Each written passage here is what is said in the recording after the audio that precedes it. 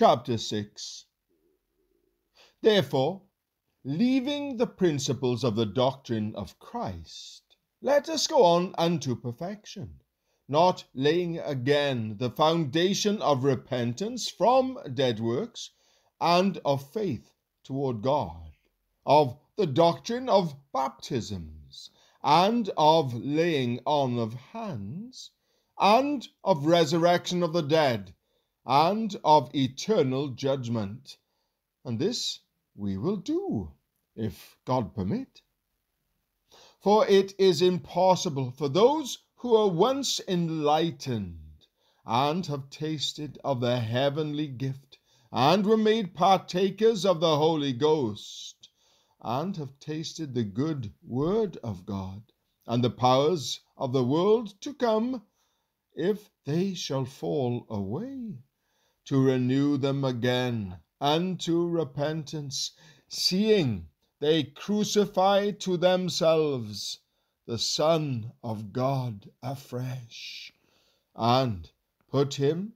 to an open shame. For the earth which drinketh in the rain that cometh oft upon it, and bringeth forth herbs, meet for them by whom it is dressed, receiveth blessing from God. But that which beareth thorns and briars is rejected, and is nigh unto cursing, whose end is to be burned. But, beloved, we are persuaded better things of you, and things that accompany salvation, though we thus speak. For God is not unrighteous, to forget your work and labour of love, which ye have showed towards his name, in that ye have ministered to the saints, and do minister. And we desire that every one of you do show the same diligence to the full assurance of hope unto the end, that ye be not slothful, but followers of them who through faith and patience inherit the promises.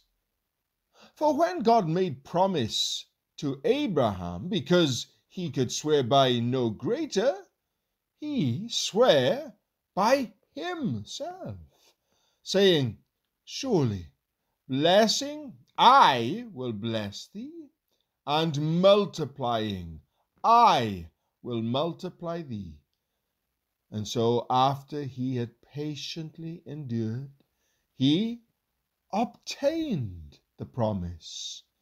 For men verily swear by the greater, and an oath for confirmation is to them an end of all strife, wherein God, willing more abundantly to show unto the heirs of promise the immutability of his counsel, confirmed it by an oath,